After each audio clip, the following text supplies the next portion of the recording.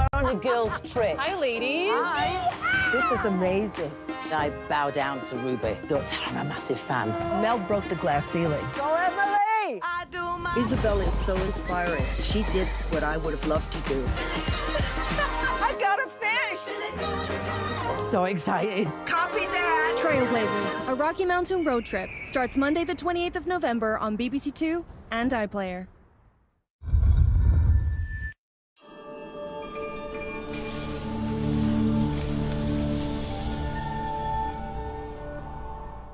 Prime Minister's questions on the agenda now, all focus on the political day with Joe Coburn. It's Wednesday, the 16th of November. This is Politics Live.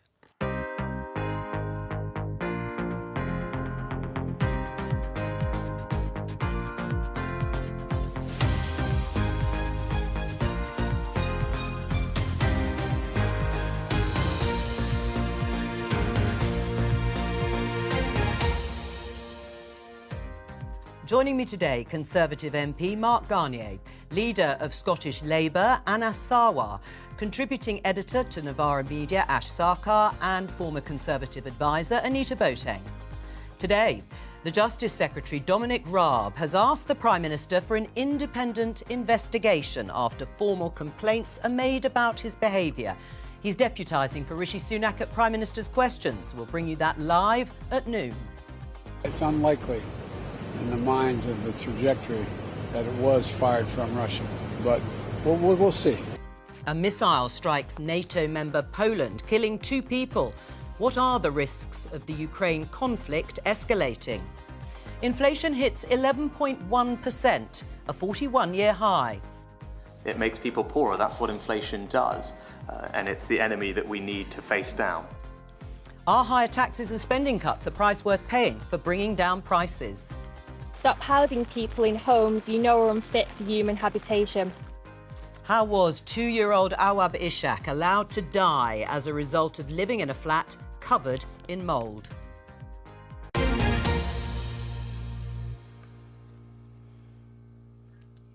So, 45 minutes' time, we will have Prime Minister's Questions with the deputies standing in, as you heard, there for Rishi Sunak and Keir Starmer. So the Deputy Prime Minister, Dominic Raab, will be answering questions. In the last hour, though, he has tweeted this: I have written to the Prime Minister to request an independent investigation into 2 formal complaints that have been made against me. I look forward to addressing these complaints and continuing to serve as Deputy Prime Minister, Justice Secretary and Lord Chancellor.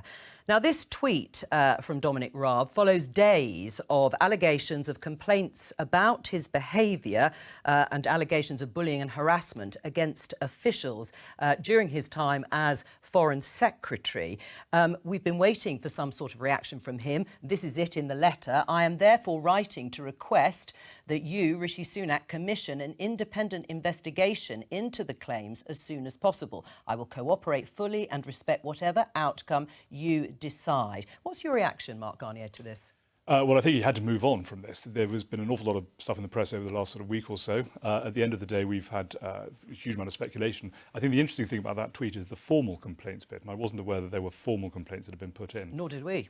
Exactly. So I think the sooner we get to an independent inquiry and the sooner we get to the answer of this, the better it is. Are you surprised? Formal complaints? Yeah, I am actually. I mean, I know Dom reasonably well. I mean, I think you might have worked with him, but it's he seems like a perfectly reasonable bloke. I mean, he can be a bit terse sometimes, but I wouldn't necessarily put him down as a bully. But I think, look, one of the problems in politics is you get a huge amount of this background noise going on, people being accused of all sorts of different things. At the end of the day, you need some sort of formal process whereby he can either defend his name, defend his reputation, or be accused in a proper way of what is done wrong or alleged to have done wrong. Well, let's get some more detail, if we can, from the BBC's political correspondent, Leila Nathu. Leila, do we know anything more about the nature of these formal complaints? Well, Joe, I think what we do know is that the complaints have been made formally after the allegations that have been surfacing in the press. So it's not, we don't think, the case that the formal complaints have been dug up from the time dating back to Dominic Raab's stint as Foreign Secretary and Justice Secretary, but actually they have been made subsequently and recently, and Dominic Raab saying that he's only just this morning being made aware of them. We don't know the nature of the complaints, whether they relate to any specific incident as yet. And also we don't really understand what he means by formally. It's a bit of an opaque process as to how civil servants could raise concerns. It would go to the permanent secretaries of the individual departments. He's talking about 2 separate complaints at the Foreign Office and the Ministry of Justice. So it's likely that the permanent secretaries of those departments would have been made aware, and then ultimately the complaints could go to the Cabinet Office. But I think another question is what he's meaning by an independent investigation, because that again is not clear in terms of what he is calling for. Remember, there is no independent advisor on ethics in terms of the person who advises the Prime Minister on that. That post has been vacant since Boris Johnson's time, and Rishi Sunak is understood to be in the process of appointing a replacement, but is not quite clear, certainly even in the response from Downing Street, which acknowledges Dominic Raab's letter to say, yes, I agree, there should be an independent investigation. It's not actually clear yet what form that investigation will take. Layla Nathu, thank you very much. Anita, as Mark was saying, you worked with Dominic Raab. What's he like? I really liked working with Dominic. So he's been in the Ministry of Justice several times, I think 4 times, if I'm counting correctly. And so I was there for his second stint when he was a more junior minister. So Secretary of State David Lidington was kind of my boss.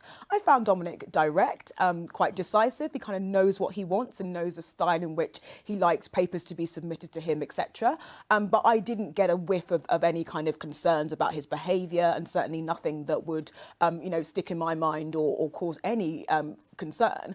The reality is that we just don't know. And I think that there is something very interesting about the relationship between Whitehall officials and Secretaries of State, and how you formalise and make sure there are measures and ways in which feedback can come back. Because in a normal job, you have a boss that sits and is in your office with you and sees how you behave and is able to kind of pull you up on things. But the process within a department, the Secretary of State essentially is the boss. And so it can become very difficult if there is feedback points or anything like that. And I do think, as part of the question of whether we need an independent ethics advisor, kind of trying to create some more formal processes around feedback to ministers, actually at every level, would be better for the functioning of Parliament. I mean, Whitehall. This has obviously now been raised to a formal level by Dominic Raab himself. Do you think he should be deputising today at Prime Minister's questions while this is going on, or do you think that's absolutely fine because it's been put on a formal footing? No, I don't think he should, but I think this goes beyond Dominic Raab. I think it's quite easy for us to look at these cases in isolation. It's probably comfortable for the Conservative Party to look at it in isolation. I think there's something deeper at play here, though. I think this points to culture within the Conservative Party and this Conservative government, but also the judgment of Rishi Sunak. So let's not forget that on day 1 of being Prime Minister, he put a centrepiece saying that we're going to have a government that is got integrity, compassion and professionalism at its heart. And the exact same time, he reappointed a Home Secretary that was sacked for a security breach just the week before. He appointed Gavin Williamson, who's now been forced to resign because of bullying. When he knew he was a bully, actually he traded off the fact he was a bully. And now we have this situation with Dominic Raab. And Rishi Sunak's found the time, since he's become Prime Minister, to appoint 123 ministers. He's still not found the time to appoint an ethics advisor. So I think there's something rotten at the core of this government, which I think is undermining trust in politics. So to try and make it about one person, or what the Tories normally try to do, talk about wider politics and structures, I think there's something rotten at the heart of this government. I'll come to you in just a moment. Mark, do you want to respond to that? Is that true? Is it just now rotten at the core? There's something toxic in the political culture within the Conservative I think government. what we need to do is get an ethics advisor in there as soon as possible. And I think, look, of course he's going to appoint ministers before he appoints an ethics advisor, because you've got to run the country. I mean, you've got to have ministers. But I think he's, the speed at which he's going to try and get an ethics advisor in, I think is crucial. So we can get that. When it comes to an inquiry into Dom Raab, call for Sue Gray. I guess it'll be a Cabinet Office inquiry, which will be kind of fairly run-of-the-mill thing. So I think, no, look, I'm not worried. about Rishi. I mean, I think Rishi is a very sensible individual. He has, I know him well enough. Gavin Williamson's gone. There Gavin has been a Williamson- shadow hanging over Suella Braverman, and now we've got Dominic Raab asking for an independent investigation because 2 formal complaints have been made against him. Gavin Williamson is a very interesting character, and again, I know him very well. His skill lies in the fact that he knows. Yeah. Interesting character. I mean, he's someone who boasted really about his, ability to intimidate and harass MPs. I mean, there was that photo shoot he did for the Times with a whip and a little red book positioned on his desk. This wasn't something that he was embarrassed about. This was something that he flaunted. But I think there is a really interesting distinction between Gavin Williamson and Dominic Raab are very, very different individuals doing very different roles. And I just to respond to Anas's point about this idea that there is something unique about Conservative MPs and positions of power. I think there are challenges. If you look at the independent complaints in Parliament about MPs' conduct, that cuts right across every single political party. And I think there is a broader issue about accountability that is not built in. And so the idea that this is unique to the Conservatives, of course we've been in power, which obviously, when you get power, it just becomes more of a problem. But I think that Labour should be careful about creating I take the point about individual behaviour, and actually when it comes to sexual harassment, for example, there was a culture of individual behaviour that had to be addressed and continues to be addressed. The point I'm making, though, is if you're making the centrepiece of your Prime Ministership, and the centrepiece of that being integrity, compassion and professionalism. I think it was professionalism and accountability. Even worse. Whatever. Where's the accountability? And instead, as I think Ash is suggesting, Gavin Williamson wasn't appointed despite his character. He was appointed because of that flawed character. It was never else with a chief whip as what he was. Isn't that the sort of thing? But I think that this is something which is bigger than the Conservative Party, and it is that bad behaviour gets rewarded in Westminster until it's no longer politically convenient, and then it becomes a big deal and everyone acts shocked and outraged. And I think that one of the problems is that politics is transactional.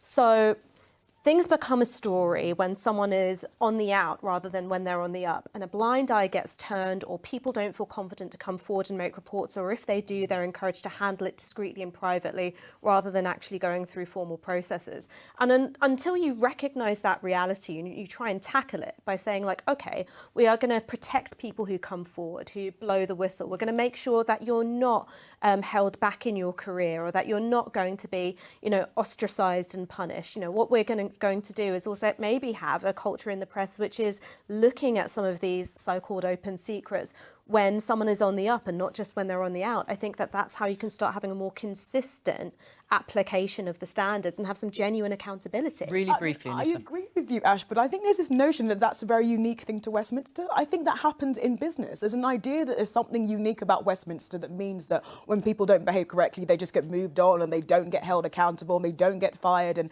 HR departments are this incredible thing that ensures all of that behaviour is weeded out. I just don't think that's the case. But I think what's encouraging is there's now a culture where more people are calling out this behaviour, and I think we should encourage that across Westminster and in society at large. I agree. These things happen across the board, but then you don't promote the bullies, because that's what gives the whiff of it being a Westminster problem. But isn't that what Ash... make a virtue out of the bullies. But isn't that what Ash is saying, that across the political spectrum, when people are useful, people turn a blind eye, and when they become less useful politically, that is the time that they go.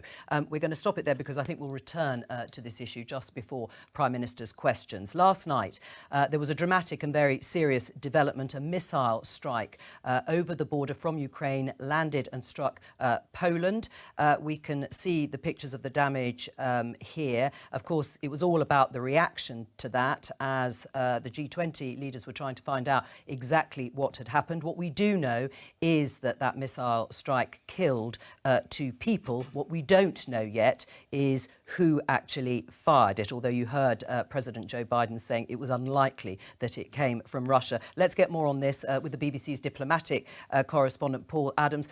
Paul, what do we know?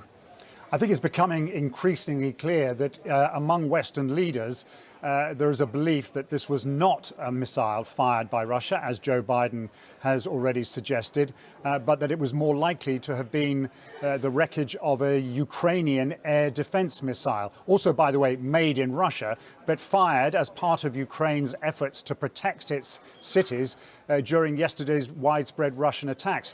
Just in the last hour or so, we've heard from the Polish President, Andrzej Duda, who has said there is no indication that this was an intentional attack on Poland.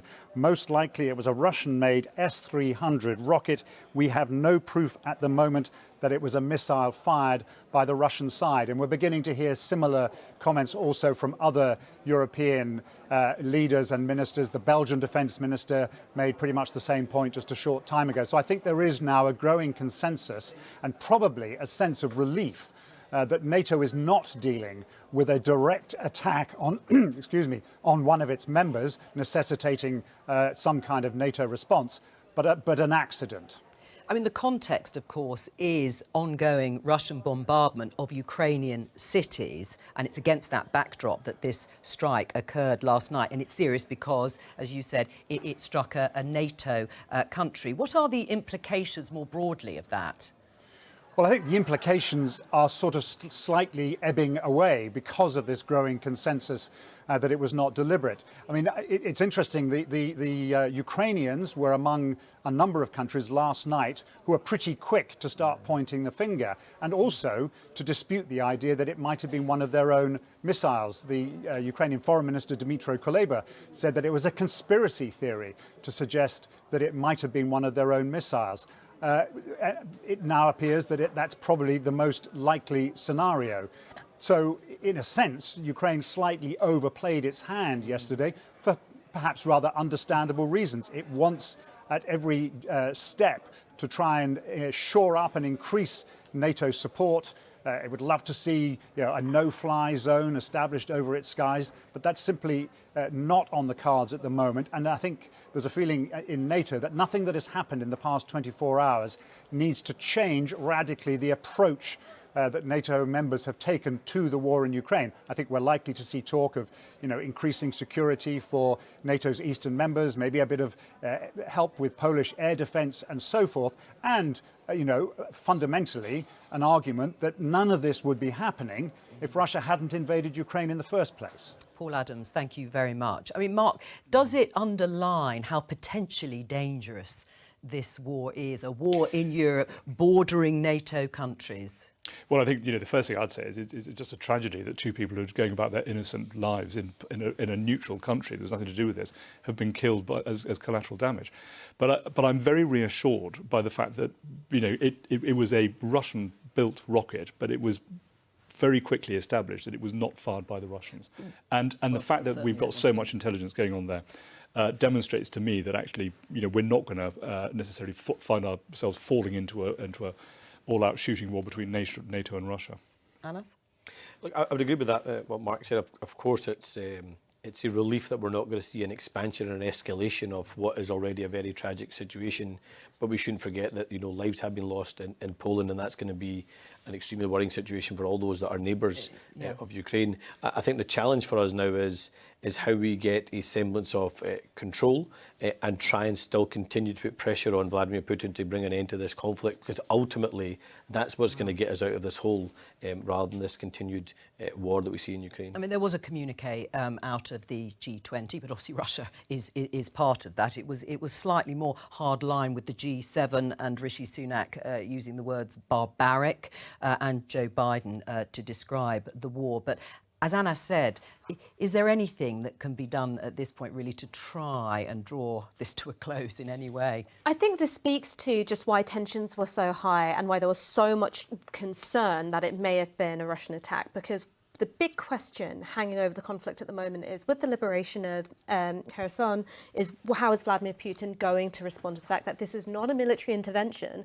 which has gone the way that he had planned. He had called it a special policing operation. He had expected it to be a very straightforward incursion into Ukrainian territory, and the Ukrainians have fought fiercely, very well. It's been very difficult. There's been huge Russian losses. So this question mark has been hanging over Vladimir Putin. Is he somebody who is going to attempt to try and find a landing zone for a negotiated peace, in which he can emerge with his pride intact? Or is he going to, fight to the end? There's been conversations about, tactical nuclear weapons. It's been really, really worrying. I don't think that we are in a kind of space where there is an obvious landing zone for a negotiated and lasting peace settlement.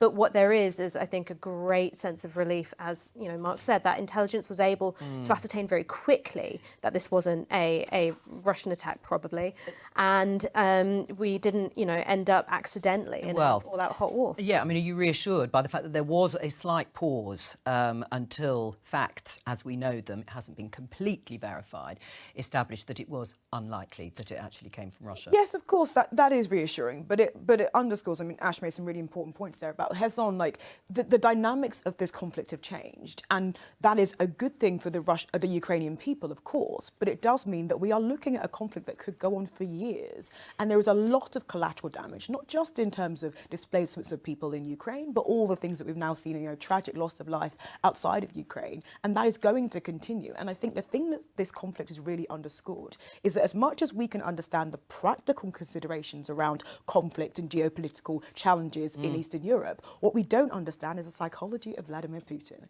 and what he might do next and what might happen. So trying to see a landing zone or any kind of path to resolution of this conflict, it's very difficult. Rishi Sunak was clear, as other world leaders expressed at the G20, that the global economy continues to be adversely affected by Russia's war in Ukraine. One of the external factors they put down to rising inflation, for example, and those inflation rates have come out today. Let me just show you this tweet from the BBC's economics editor, Faisal Islam. Inflation measured by target CPI, is Consumer Price Index, is at 11.1%, 5.5 times target, 41-year high, up again because of increases in energy prices. Despite support without energy price guarantee, it would have been 13% plus. We're, of course, going to hear more about all of these issues and the energy price guarantee tomorrow in the autumn statement, which we are expecting to be around 11:30. We'll be covering it live here on Politics Live. But let's get, you can hear Rishi Sunak's response to these inflation figures. My absolute number one priority is making sure that we deal with the economic situation that we face at home. You know, with more news of inflation today, it's the number one thing that's on people's minds. It's the thing that's causing most anxiety. Opening up bills, seeing the emails come in with rising prices, and that's why it's right that we grip it. And tomorrow the Chancellor will set out a plan that will enable us to do that. I think the first thing to... Oh, a little bit more of Rishi Sunak there. I mean, gripping it means higher taxes and spending cuts. Is that a price worth paying to try and bring down prices? Well, so the most important thing is to try to differentiate what is being brought about as a result of the war in Ukraine and what is the core underlying inflation. So strip out energy, strip out food, strip out booze and fags, and you end up with inflation running at about 6.5%. So that's significantly higher than 2.5% inflation rate. So that's what the Bank of England can deal with. This is why Liz Truss's budget was so nuts, was because she was increasing fiscal supply, money supply, at a time when the Bank of England was trying to cut money supply with rising interest. And as a result of that, people were paying higher taxes and having spending cuts because of a Conservative government and the measures. The last Conservative government, who he got rid of pretty quickly. Let's not beat about the bush. Because of the measures they took. Do you agree that inflation? It's still the same Conservative government, just a different head at the top. I think the important thing to recognise is that this is.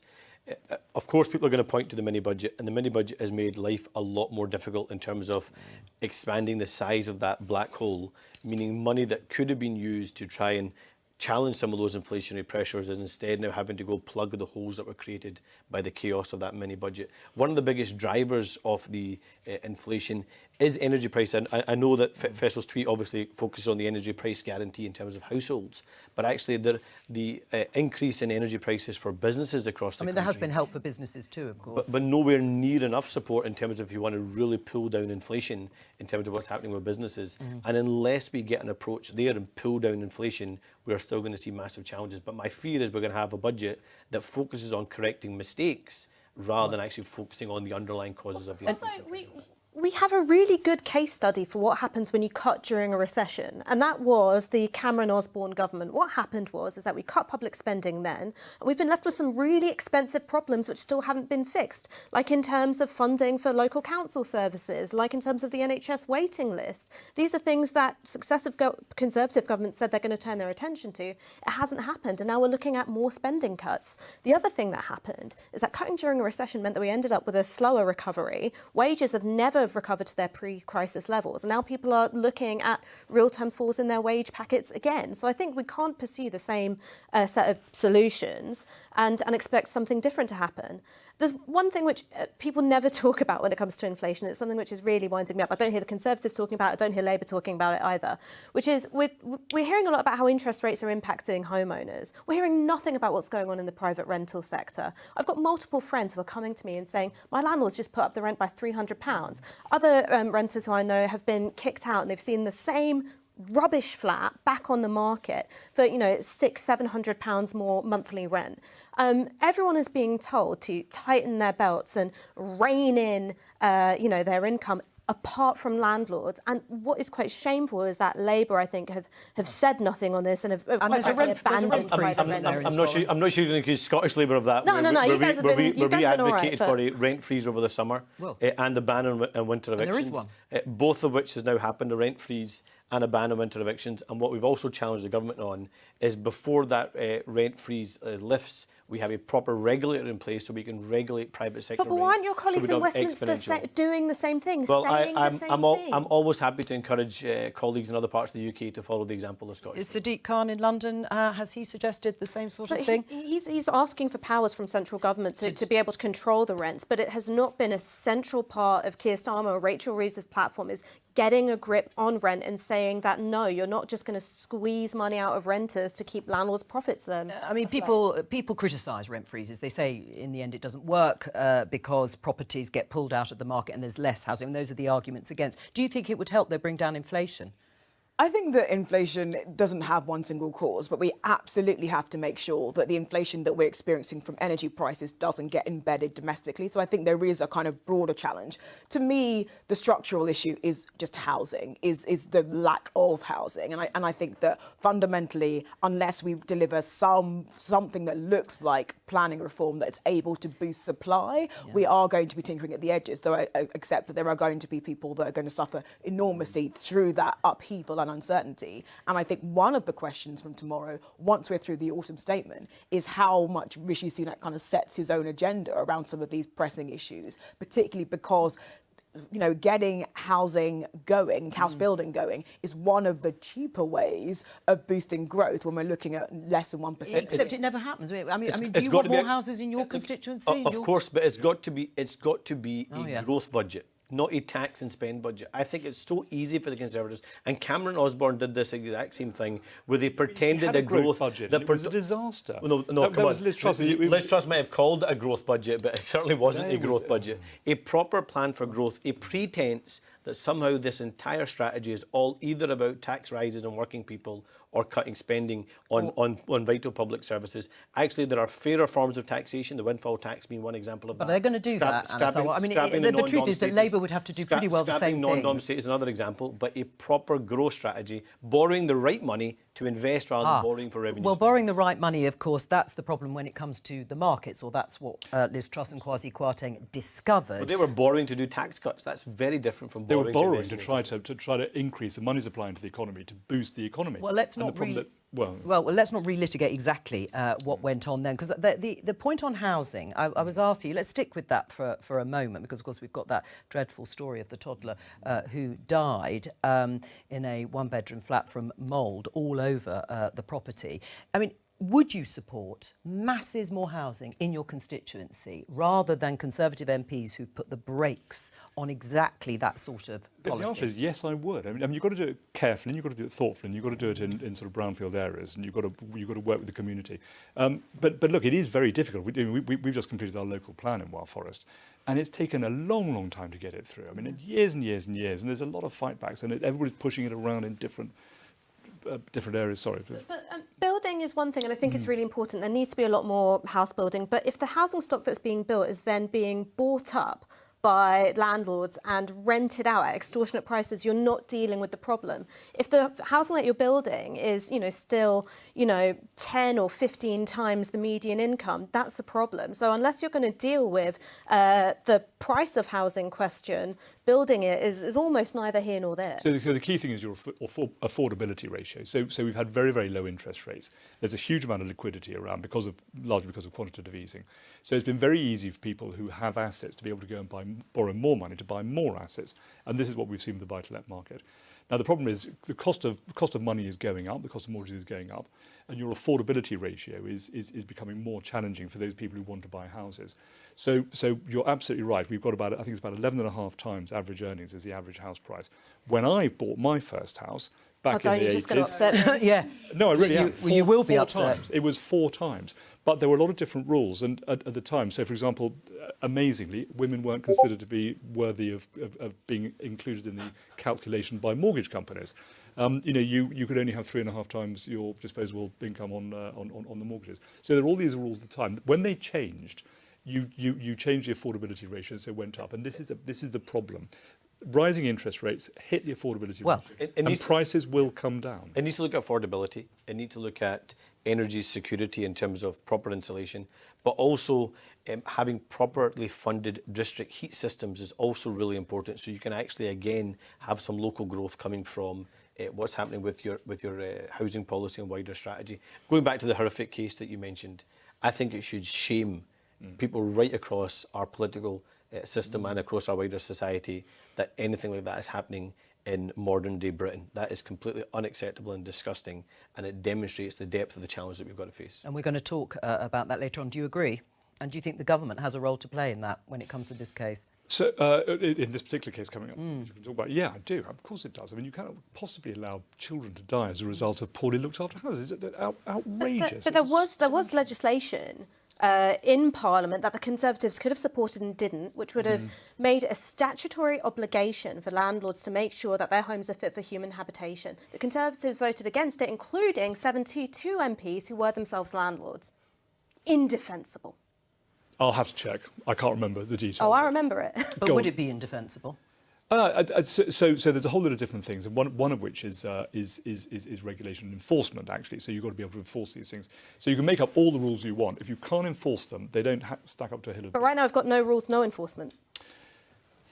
There are decent home standards that that landlords get held to, and I do think that, just to say that, I think that renting is an important part of the housing mix. There are absolutely going to be people that require the flexibility, or for many other reasons will prefer to rent than to own. But I do think that decent homes has got to be kind of running through, and I think Michael Gove actually has been very active on the housing front, and I think it's a good thing that he's back in DLUC because he knows the sector well and actually is quite a radical reforming Secretary of State. So I think it'd be really interesting to see, and particularly he's been looking at renting. Right, we're going to come back to this issue after Prime Minister's questions. Just briefly before we move on, I think you mentioned, Mark, about rising interest rates, that being seen as the tool also to control inflation. But, Anita, if rising inflation is due to external factors as well as domestic, particularly as the government keeps saying the war in Ukraine, why make people poorer by increasing interest rates to get a grip on inflation? Well, because inflation hurts absolutely everyone. Inflation is crippling, and if we get to the situation where the energy prices result in inflation that then gets embedded in terms of people obviously rightly and understandably individually seeking wage rises, which then kind of heats and adds to the pressure of this thing, you could end up in a cycle from which we cannot escape. And so the good thing is that what we're coming to at the moment with Jeremy Hunt tomorrow and with the Bank of England is they're rowing in the same direction. They understand that because we've got unemployment low, there is a lot, the economy is running fairly hot, and they do need to cool it down in order to get a grip of inflation, which makes everybody poorer. I mean, like, what those euphemisms actually mean is that people are going to lose their jobs. They're going to be thrown onto the mercy of a universal credit system, which is totally inadequate for dealing with their costs, and they're going to have to take further cuts to pay after a decade of lost wage growth. That's what cooling down the economy means. And just say that directly to people. Say that you're going to get poorer because that's what's good for the economy. I would also add to that their mortgages are going to go up and they're going to risk losing their homes. And they've got a Tory premium now in their mortgages, which is going to be catastrophic for the housing market. So this is fundamentally wrong. So the first point is that you've got to look at the core inflation rate, not the overall inflation rate. Core inflation is 6.5%, so you have a core inflation that is outside of the stuff that's coming in from Ukraine. That's number one. Number two is if you want to do something about this, you've got to change the remit of the Bank of England. So if you don't want the Bank of England to intervene and keep inflation at 2.5%, then you've got to change that. And that's the important point. You can't blame the government on this. It's the Bank of England having to intervene. Do you accept, Mark? Of course I accept there's global inflation pressures. Of course I do. But do you accept that there's a specific problem here in the UK where we are stagnating and lagging against comparable economies elsewhere in the world because of decisions that have been made here in this country? We can't just keep blaming things that happen abroad. I absolutely do. So for that there part, are two extra. So for that part, we are now having to spend billions of pounds to correct our own mistakes in terms of the Conservative government, rather than that money going directly to support people to get us through this crisis. We need to work out what the cost of Brexit has been. I think we have to accept that there has been a hit to our economy, and that has resulted in a drop-off in tax receipts. So but that was a referendum. That was, everybody got behind that. We're going to pause there and talk about Donald Trump because he announced this. Let's take a listen. In order to make America great and glorious again, I am tonight announcing my candidacy for President of the United States.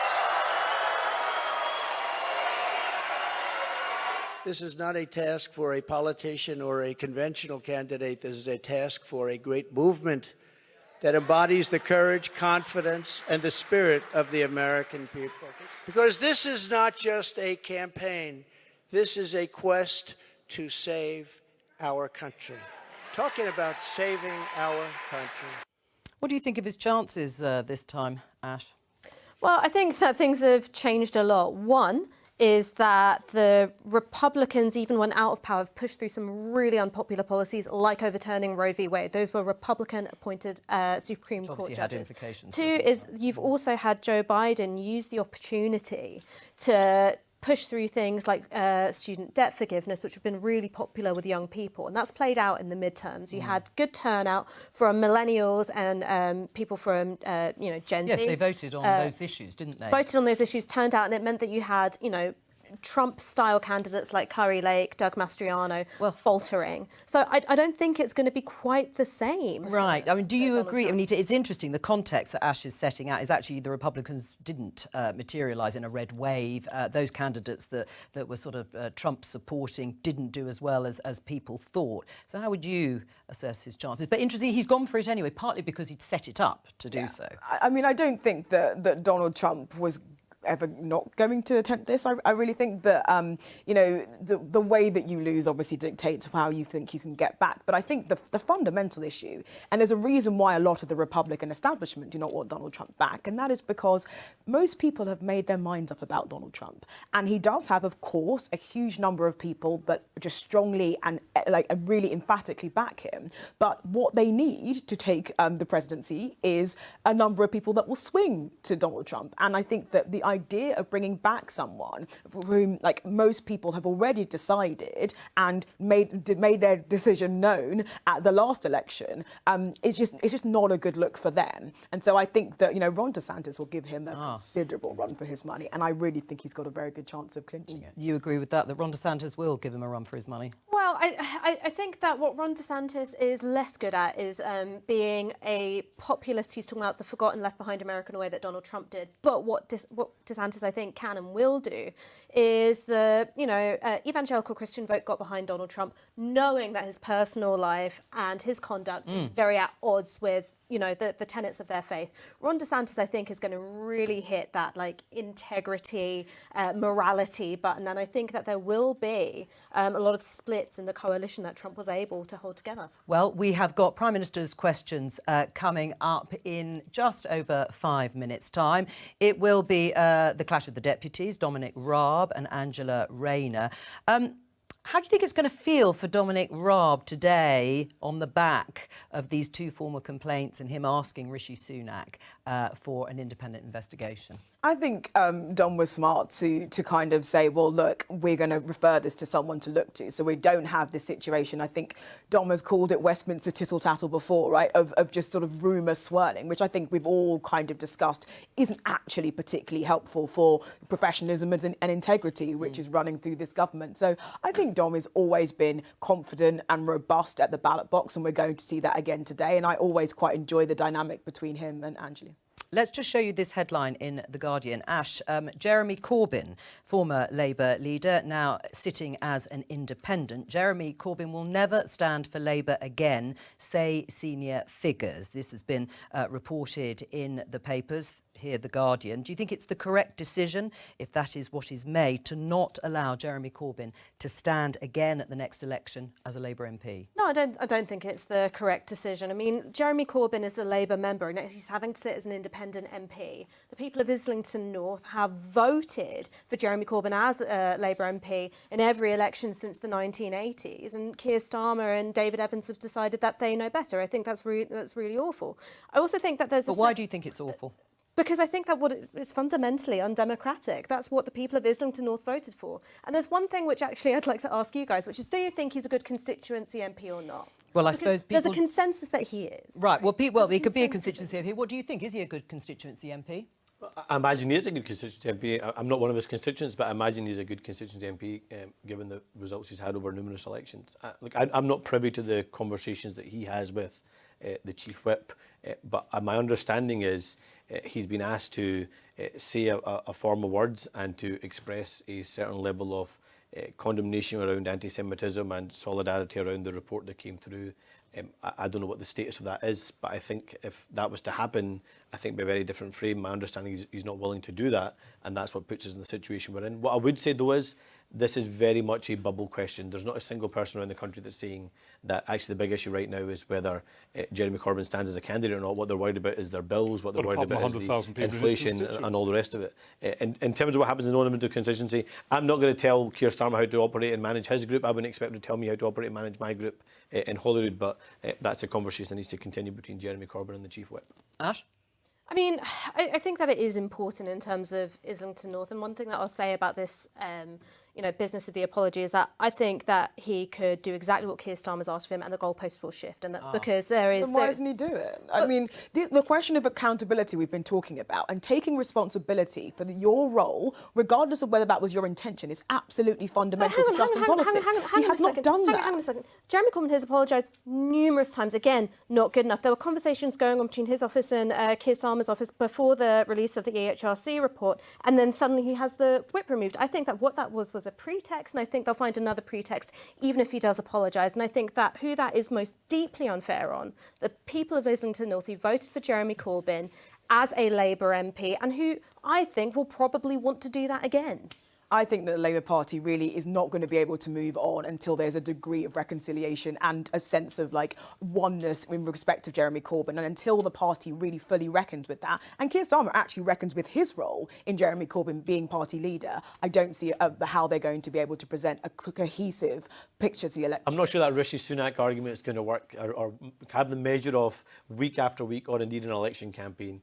I think people can see that the chaos and divisions coming very much from the Conservative Party, not the Labour Party. But this is a self-inflicted wound, right? This is Labour briefing about Jeremy Corbyn at the weekend. So then you're leading into a week where the big story is inflation. You're arguing about Jeremy Corbyn again. It would be much easier to just keep Pym about it. Well, I'm not sure who's doing the briefing. I mean, I certainly don't talk about what's happening in Islington. I talk about what's happening in Scotland, and I would imagine you can't I would urge Labour colleagues to focus on the election rather than what's happening in Islington. You can't accuse the Conservatives of being the same as it was under Liz Truss and try and pretend Labour is different as it was under Jeremy Corbyn. The same people around the cabinet table, the same people around making the decisions that impact on people. I would love if we were around the table making decisions that impact on people's lives for the last 12 years. We haven't been. You're the opposition. We've been in opposition where we haven't been able to change people's lives. So you're not an effective opposition? The Conservatives have been in government, but we haven't been an effective opposition. That's why we've lost elections. And that's why we're going to be an effective opposition now. But more important than that, a credible government. And boot this wrong. So are you a completely different? Are you a completely different party than you were? We are a different political party with a different agenda. And I think anyone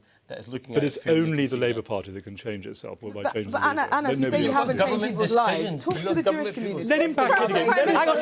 Hang on, everybody's emerging. Anita. He's a nice old boy. I mean, as you say, you haven't affected people's lives. I think if you talk to the Jewish community, I think they have felt very profoundly affected by the time of Jeremy Corbyn, and that's why we need accountability coming from Jeremy Corbyn. And until that happens, the Labour Party cannot move on and reconcile itself to the I think it's very different to talk about the impact on the Jewish community, which we rightly should do, and differentiate that from decisions made in government that have impacted and crashed our economy and our country.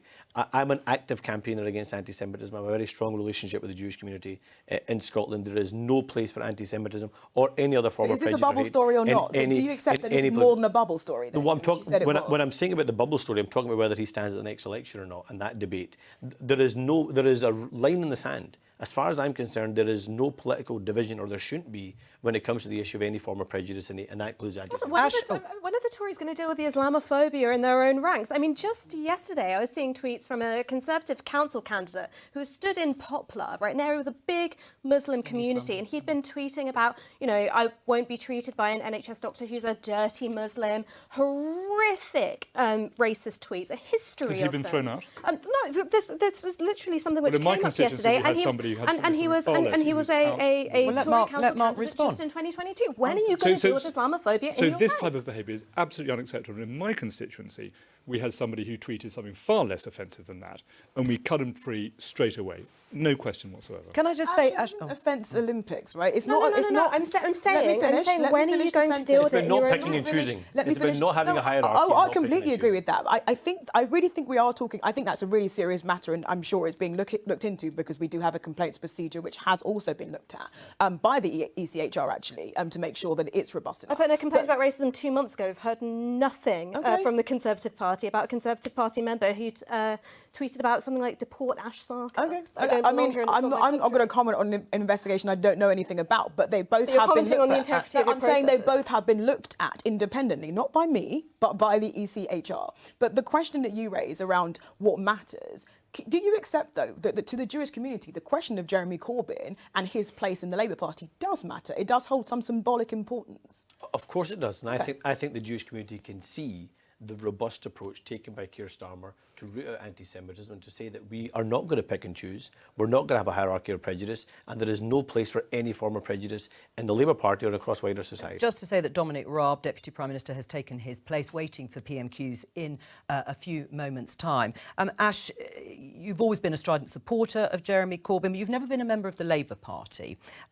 If Jeremy Corbyn were to create a new party to the left, would you consider joining it? No, it's a cost of living crisis. I'm not giving up a direct debit for nobody. That's too flippant. Would you join it? No, and look, and here's why, is that, one, I believed in the direction that Jeremy Corbyn was taking for the Labour Party in terms of redistributing wealth. But you didn't join? No, I joined for like a year because I can't even remember. It made it easier for me to do campaigning stuff. It's really boring. And then I left. Fair enough. I think we've got Prime Minister's questions. Let's go into the chamber. Thank you, Mr. Speaker. I've been asked to respond on behalf of my right honourable friend, the Prime Minister, who is currently attending the G20 Leaders Summit in Bali. And I also say, Mr. Speaker, after the missile strike in Poland yesterday, that we reaffirm our solidarity with Poland, we express our condolences with the victims, and we're working with our allies to determine precisely what happened. And the Foreign Secretary will be making a statement shortly. I bet. Mr. Speaker, could I begin by associating myself with the comments of the Deputy Prime Minister? I'm sure the whole House will want to reaffirm our complete support for Ukraine and for Poland in the face of Russian aggression. When he had got the job in his first day, the Prime Minister promised, and I quote, integrity, professionalism and accountability. I assume the Deputy Prime Minister agrees with that promise and would expect all ministers to follow such principles. Therefore, does the Deputy Prime Minister also agree that, in line with his promise, the Prime Minister should ensure that no minister who has a complaint of bullying upheld against them should continue to serve in his government? Can I thank the honourable gentleman and thank him for his shared solidarity on the issue in Poland. He's right to quote what the Prime Minister said, and I take it as an article of personal faith that we behave with absolute integrity and accountability. I am confident that I have behaved professionally throughout, but immediately I heard that 2 complaints had been made. I believe they were made yesterday. I was notified this morning. I immediately asked the Prime Minister to set up an independent investigation, and of course, I will comply with it fully. Last week, many of my constituents are celebrating Gurpurab of Guru Nanak Dev Ji, who travelled the world with an important message about equality and seva, selfless service. It's something we see running through many of the actions carried out by Sikhs and others in my constituency of West Bromwich East through organisations like Midlands Langar Seva Society and Guru Har Rai Gurdwara. Would my right honourable friend join me in thanking the community for their ongoing seva and extend his best wishes for Gurpurab? Deputy Prime Minister. Can I thank my honourable friend at this important time of year for the Sikh community and the Sikh faith. I join with her in what she said. The Sikh community make an outstanding contribution in her constituency with the Midland Langar Seva Society and the Guru Har Rai Gurdwara in her constituency, but they also make an amazing contribution to the whole country, and we're grateful for it. General Deputy Leader Angela Rayner. Thank you, Mr. Speaker. And can I share the Deputy Prime Minister's remarks regarding the Sikh community and, most importantly, about the incident in Poland last night? I know the whole House stands united in our support for the Ukrainian people and sends condolences for the tragic loss of life. And Britain has an unshakable commitment to NATO and our allies, including Poland. The government has rightly requested we establish the facts and avoid unhelpful speculation, so I understand that the Deputy Prime Minister might not be able to go further today. But does he agree that last night's events aside, the fact that Russia is launching missile attacks on Ukrainian civilian infrastructure whilst world leaders meet shows the utter contempt that Putin has for international order? Deputy Prime Minister. Can I thank the Right Honourable Lady? I entirely agree with what she said. President Putin started this war, and whatever the determination made in relation to the events yesterday, they result, whether directly or indirectly, from the unlawful aggression perpetrated by the Russian government. And that's why the Prime Minister is out at the G20, rallying support, making sure we wean ourselves off energy dependence on Russia, making sure we make sure we've got the energy supply from other parts of the world. And I agree with what she said 100%. Angela Rayner. Thank you, Mr. Speaker, and it's right that we condemn Putin in his strongest terms. But the G20 is also an opportunity to work together to tackle the economic challenges we all face. Yet as our international allies race to crack down on multinationals using tax havens to stash profits abroad, this government is dragging its feet to protect their profits. We have a budget tomorrow, Mr. Speaker, where it's briefed that tough choices will be impacting on families across Britain. Does he accept that every pound hidden in tax havens is a pound lost from the pockets of working families? Prime Minister. Well, can I thank the Honourable Lady? Look, we want people to come to this country to create the jobs and to generate the tax revenue. Whether it's non-dom status, which was stricter under this government, given the changes we made, than under the last Labour government. Whether it's the Prime Minister's approach to big tech companies, where he's led the charge with the G presidency in making sure there's an international approach and delivering global minimum corporate tax rules. We have lowered the tax gap, the difference between the tax owed and the tax raised, to the lowest level, certainly lower than under the last Labour government, and will continue to do so. Angela Rayner. I notice non-dom status hasn't been abolished, though, Mr. Speaker, and the Conservatives would have us all believe that the economic problems are out of their hands, when the truth is, Mr. Speaker, it's working people paying the price for their choices. They've chosen to protect corporate profits and not household incomes. There are 38 countries in the OECD two-year growth league table. Where does the UK rank in that table? Deputy Prime Minister. Thank her. She'll know that on the latest data, unemployment remains at a 50-year low. Well, she's saying the Shadow's Chancellor is saying it's gone up. It's half the level left by the last Labour government. And when it comes to GDP, and when it comes to GDP, she'll know that the IMF has said that we will have the strongest growth in the G7. Angela Rayner.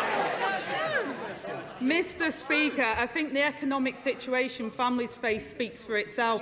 But I'll answer the question for the Deputy Prime Minister. The answer is 38 out of 38 on growth. If there was a World Cup for growth, we wouldn't even qualify. Working people are paying the price for 12 years of Tory failure. The wrong choices by the wrong people. Now, after days of dodging and denial, this morning, the Deputy Prime Minister finally acknowledged formal complaints about his misconduct. But his letter contains no hint of admission or apology. This is anti-bullying. This is anti-bullying week. Will he apologise? Deputy Prime Minister. Can I thank the Right Honourable Lady? Look, in terms of the economic challenges which are global, caused by COVID and the war in Ukraine, we've got a plan to grip inflation, balance the books and drive economic growth. If we listen to the Honourable Lady, debt would go up, unemployment would go up and working Britons would pay the price. She asked about the complaints. I received notification this morning. I immediately asked the Prime Minister to set up an independent inquiry into them. I'm confident I behaved professionally throughout, but of course I will engage thoroughly and look forward, Mr. Speaker, may I say, look forward to transparently addressing any claims that have been made. So, Mr. Speaker, let me get this straight. He has had to demand an investigation into himself because the Prime Minister is too weak to get a grip. A Prime Minister in office less than a month, with a disgraced Cabinet Minister resigned with his good wishes, the Home Secretary who breached the ministerial code and risked national security still clings on, and now the Prime Minister defends his deputy whose behaviour has been described as abrasive, controlling and demeaning. With junior staff, Mr. Speaker, too scared to even enter his office. And that's without mentioning the flying tomatoes. The Deputy Prime Minister knows his behaviour was unacceptable. So what's he still doing here? Deputy Prime Minister. Mr. Speaker, I'm here and happy to address any specific point she wishes to make. Well, that never happened, she says, from a sedentary position, and I will thoroughly rebut and refute any of the claims that have been made. She hasn't, in fact, put a specific point to me. If she wishes to do so, and this is her opportunity, I'd be very glad to address it. Angela Rayner. Mr. Speaker. Thank you. Angela Rayner. Thank you, Mr. Speaker. Maybe he just doesn't think there's a problem, or maybe he's suggesting that civil servants are liars. Now he's reportedly banned from meeting junior staff without supervision. While we await an inquiry the Prime Minister hasn't even instigated from a watchdog he hasn't even appointed. In the Prime Minister's letter, he did not say how and when this will be investigated or by who. No ethics, no integrity and no mandate, and still no ethics advisor. So when will they appoint an independent ethics advisor and drain the swamp? Mr. Speaker, the recruitment of the new ethics advisor is already underway and taking place at pace. But may I say, Mr. Speaker, there's a reason that she's come to the dispatch box with her usual mix of bluster and mudslinging. It's because they don't have a plan.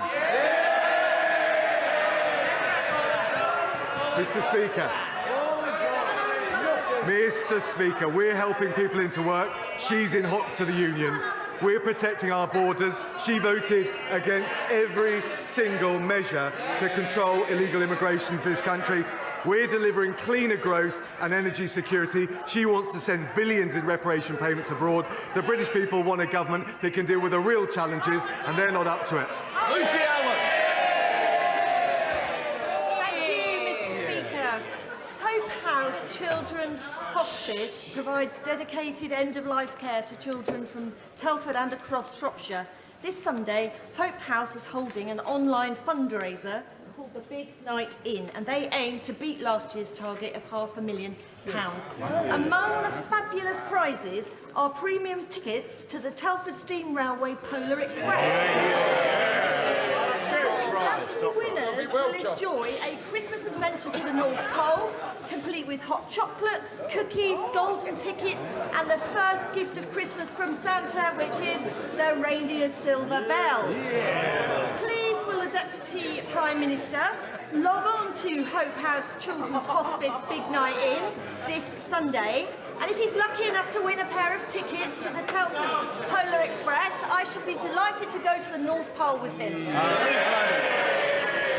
Some might want you to go there, be careful.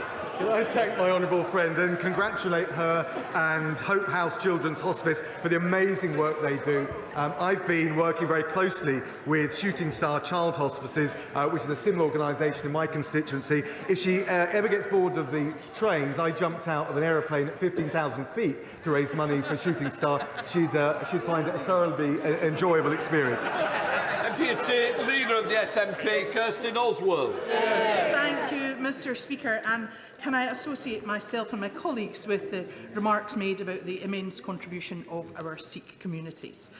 Mr. Speaker, the SNP extend our full support and condolences this morning to Poland following the death of two civilians last night. And while a full investigation is ongoing, we reiterate our calls for Russia to end its brutal war of aggression against Ukraine.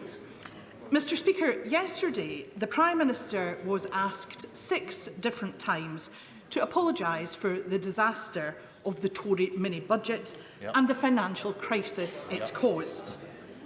And all 6 times he refused to say sorry. And now, this morning, people are waking up to the news that this Christmas they will be hit with the worst inflation in 41 years.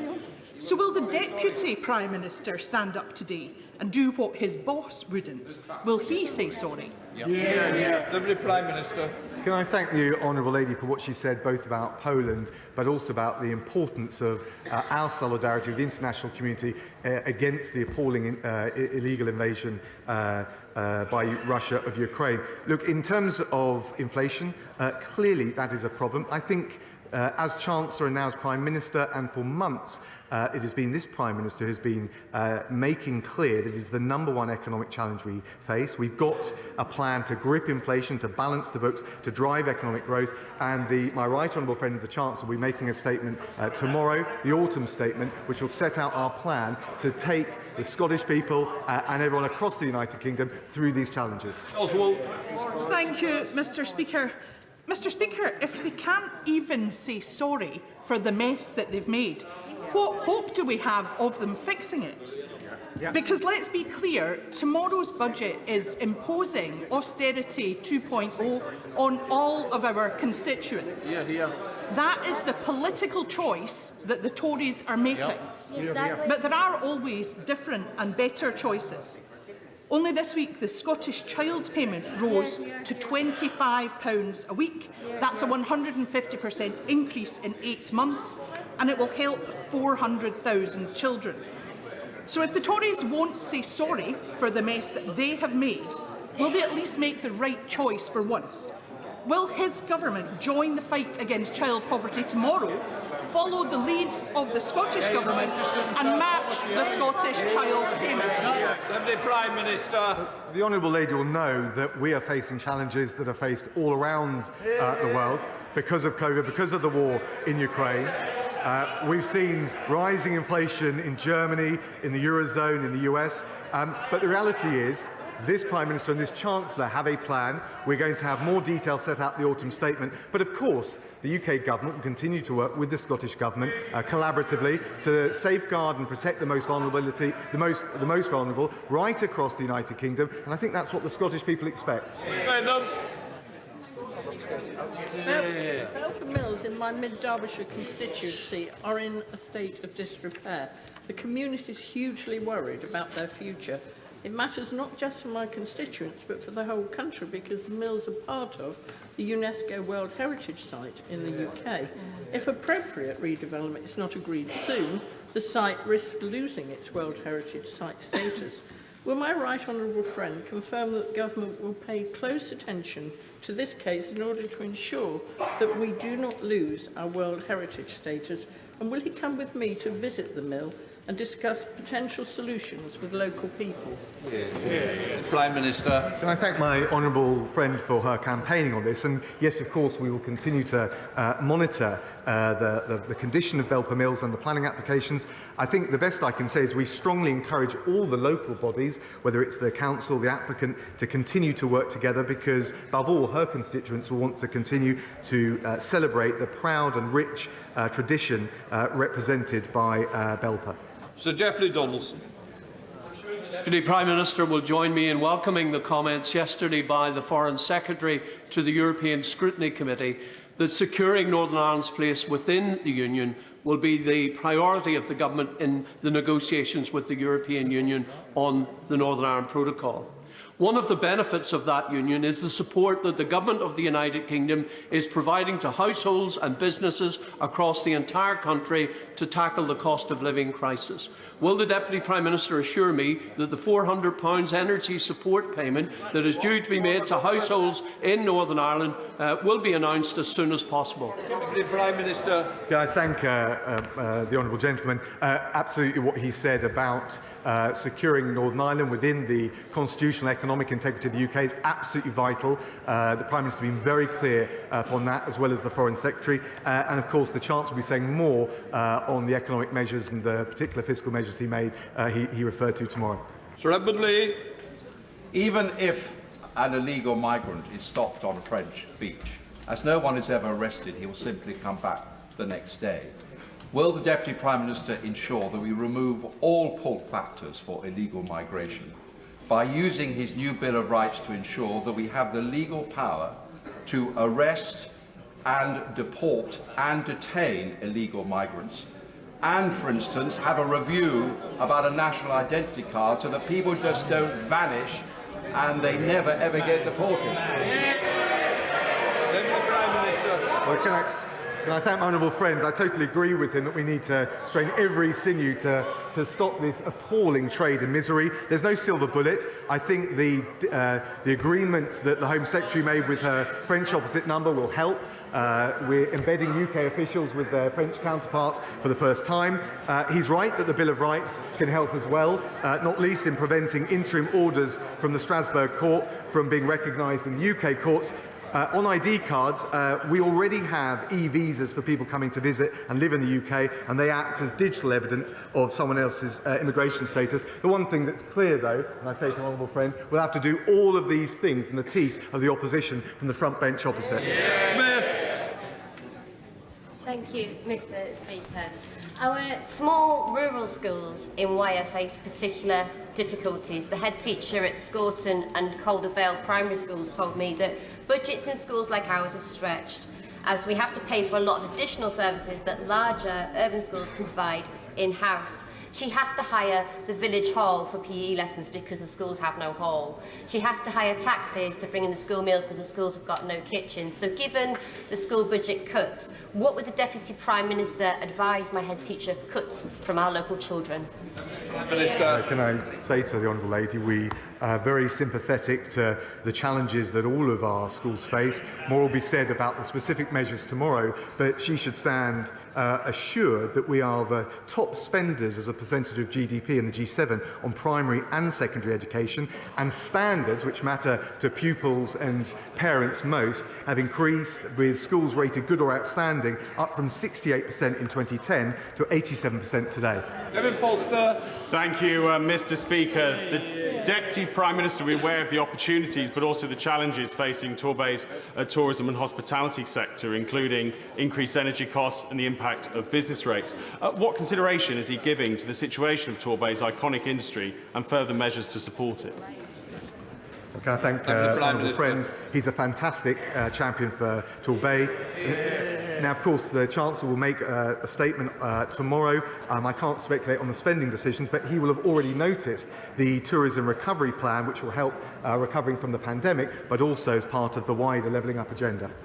Mr. Speaker. Private rents in my constituency are completely out of control, and since the government broke the economy and broke the mortgage market, the hope of owning a home is quickly receding, with the cost of living skyrocketing, Tory tax rises through the roof, and an extra 1 million people in the private rented sector since 2010. Will the government get a grip and tackle housing in my constituency and across the country? Deputy Prime Minister. Can I thank the honourable lady? As a former housing minister, I know how important these issues are, and I can also tell the honourable lady that the Housing Secretary is looking at the situation of renters and landlords very carefully, and legislation is coming forward shortly. Thank you, Batty. Thank you, Mr. Speaker. My constituent, Mikey Akers, who has verbal dyspraxia, said the following a few weeks ago: "I'm not ashamed of my disability, but I am ashamed of the people who judge me without knowledge or understanding." 5% of all children are impacted by speech and communication needs, according to the Royal College of Speech and Language Therapists and the Dyspraxia Foundation, and more needs to be done to raise awareness in society. Will my right honourable friend agree to convene a meeting with the Prime Minister to raise awareness about verbal dyspraxia, so inspirational people like Mikey are never again left without a voice? The Prime Minister. Can I thank my honourable friend for his doughty championing and highlighting of Mikey's campaigning? All children and young people should receive the support they need to make the very best of all their talents and potential. We published, he will know, a green paper in March covering a whole range of these issues, and I will certainly make sure he gets a meeting with the relevant minister. Thank you, Mr. Speaker. Can the Deputy Prime Minister tell this House if he has ever entered into a non-disclosure agreement connected to a complaint against him? He's referring to an employment dispute that was settled before I entered the House. It wasn't an NDA, but it did involve a confidentiality clause, which was standard at the time. Thank you, Mr. Speaker. And all our constituents want to see an end to the dangerous and illegal crossings of the Channel. And one of the best ways to do that is to make sure that services are delivered in the first safe place that refugees flee to. And in that context, the Deputy Prime Minister, as a former Foreign Secretary and Development Minister, would he commit to backing the work of Education Cannot Wait, which delivers education in those refugee camps? Prime Minister. Well, can I thank my honourable friend? She's absolutely right about the brilliant work they do. She will know how important the campaign for girls' education was, both the last Prime Minister but also this Prime Minister, and we will certainly look at what more we can do to support the brilliant work, particularly for children growing up in camps like that. Dr. Rupert. Thank you, Mr. Speaker. Does the Deputy PM's comeback, which I congratulate him on, and the new direction of tomorrow signal that the ban on no-fault evictions from the last manifesto is all back on after zilch from the last PM? And if so, can he, by emergency powers if necessary, get it on the statute book so no family, on a whim, gets left out in the cold this winter? Prime Minister. I know my right honourable friend, the Housing Secretary, is looking at all of these matters. He would have heard what she said, and I won't prejudice what further measures he's going to come forward with, but I will ask him to write to you to address the specific proposals you're making. Jacob Rees-Mogg. Mr. Speaker, I wonder if my right honourable and learned friend has noticed that the people who are currently criticising him, no thank you, who are currently criticising him have a record of bullying second to none. A Labour Member of Parliament left Parliament because of anti-Semitic bullying. A distinguished BBC journalist needed bodyguards at Labour Party conferences. And a current member of the Labour Party opposite, a right honourable member, was suspended from the service of this House for bullying. Does he think, as I do, that this is at the very least hypercritical, and maybe a stronger word that is not necessarily parliamentary?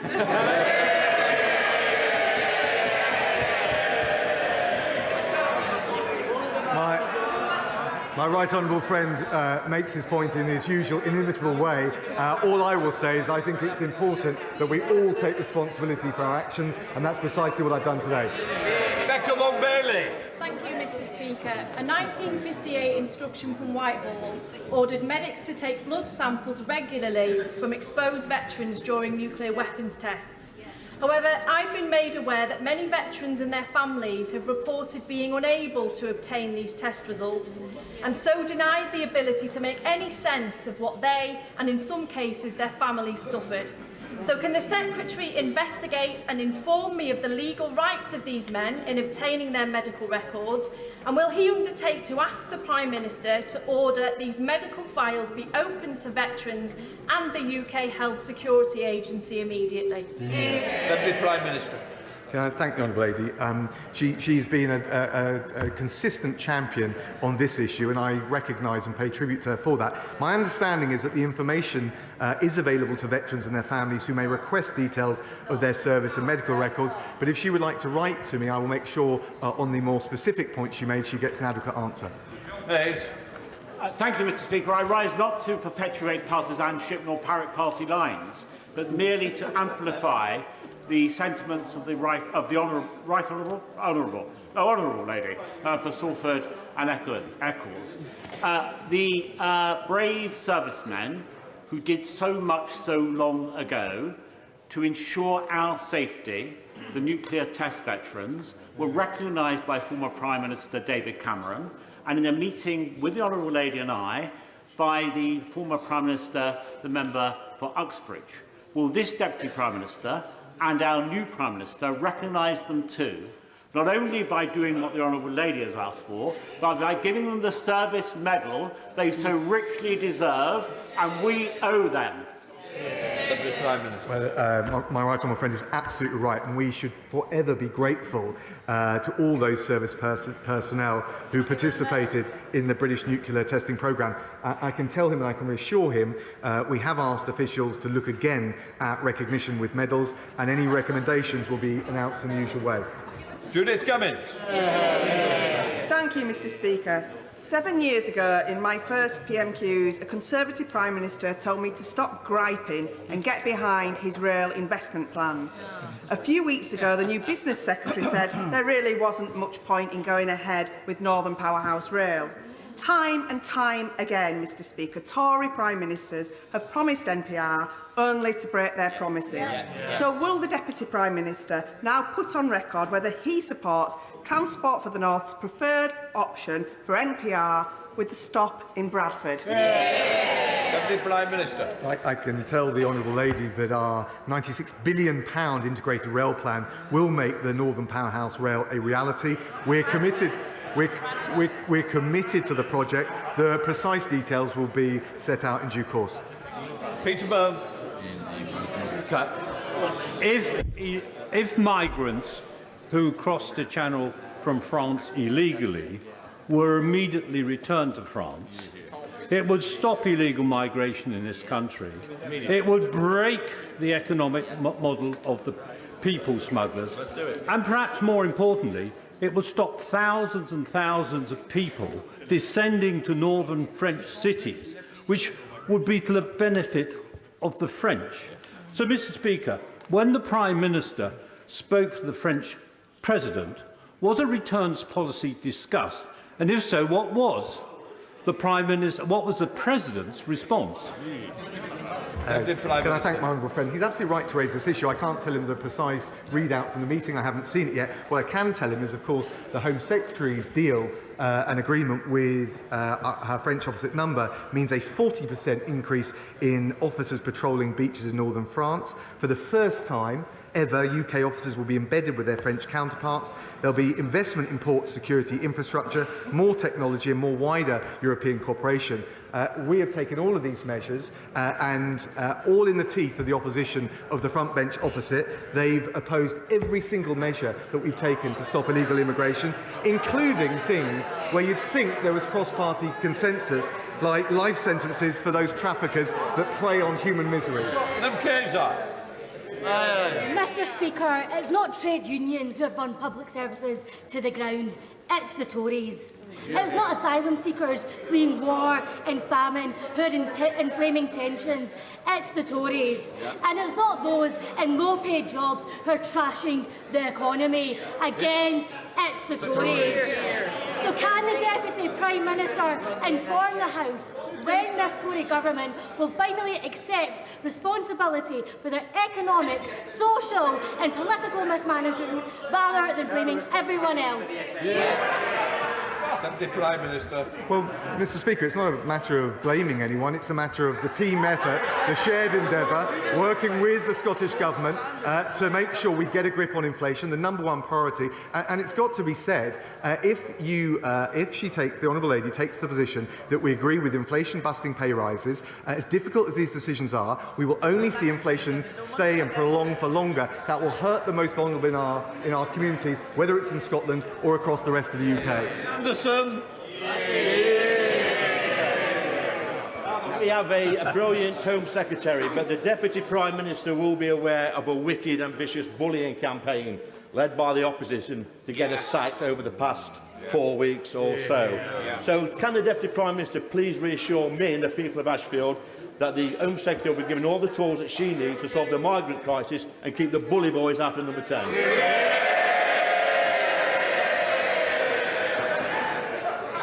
My honourable friend is absolutely right. We fully support the Home Secretary and the important measures she's taking, whether it's the Rwanda scheme, whether it's implementing the Nationality and Borders Act, and whether it's the New Deal with France to make sure that we collaborate with our international partners on what is a shared issue. And the one thing that he can also rest assured is it will be opposed tooth and nail by the Labour Party opposite. Charles Bourne. Thank you, Mr. Speaker. In 1936, people from my constituency in Jarrow marched to Parliament demanding jobs. They were living in poverty and were hungry. 86 years later, and 39% of kids in Jarrow are still hungry. So will the Deputy Prime Minister and his government end this scandal and commit to providing free school meals to all 800,000 children, 40,000 of them in the North East, to households in receipt of universal credit? Deputy Prime Minister. Can I thank the Honourable Lady? She'll know that we've extended the eligibility of free school meals to 1.9 million pupils. There's also, on top of that, the £200 million holiday activities and food programme, and then £1,200 of direct payments to the most vulnerable. But I would just gently say to her, we also need to keep an eye on the macroeconomic picture. The #1 priority is to get inflation down, and we won't be able to do that if we follow the plans of the benches opposite. Esther McVeigh. Mr. Speaker, given that we have the highest burden of taxation in living memory, it is clear that the government's financial difficulties are caused by overspending and not due to under-taxing. Does the Deputy Prime Minister therefore agree, if the government has got enough money to proceed with HS2 at any cost, then it has sufficient money not to increase taxes? If, however, it has so little money it has to increase taxes, which is a last thing for a Conservative government to do, then it doesn't have sufficient money for HS2. So can I gently urge the Deputy Prime Minister not to ask Conservative MPs to support any tax rises unless and until this unnecessary vanity project is scrapped? Because I, for one, won't support them. Come on. Can I thank my right honourable friend? I think I followed the various steps of logic in that question. I understand her opposition to HS2. I think we've got some very difficult decisions to make. They will inevitably involve a balanced approach. I will leave it to the Chancellor to set them out in the autumn statement tomorrow. David. Thank you, Mr. Speaker. In my Caerphilly constituency, we have 5 food banks.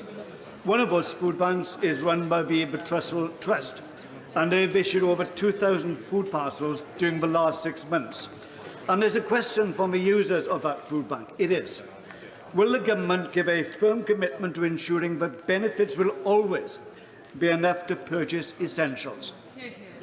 Prime Minister. He raises a really important point, and we're doing everything we can to support those who may be reliant on food banks or otherwise struggling to make ends meet. He can see that, the honourable friend can see that with the £1,200 cost of living support that are going to the 8 million most vulnerable households, with the energy price guarantee and further measures for pensioners. My right honourable friend, the Chancellor, will set out further measures tomorrow. But of course, as I said before, the #1 priority is getting inflation down. We won't be able to do that if we follow the spending plans of the party opposite. Final question, Salmon Hall. Thank you, Mr. Speaker. My right honourable friend is also the Justice Secretary, and everybody in this House, irrespective of party, will know for the reputation of this House that standards are important.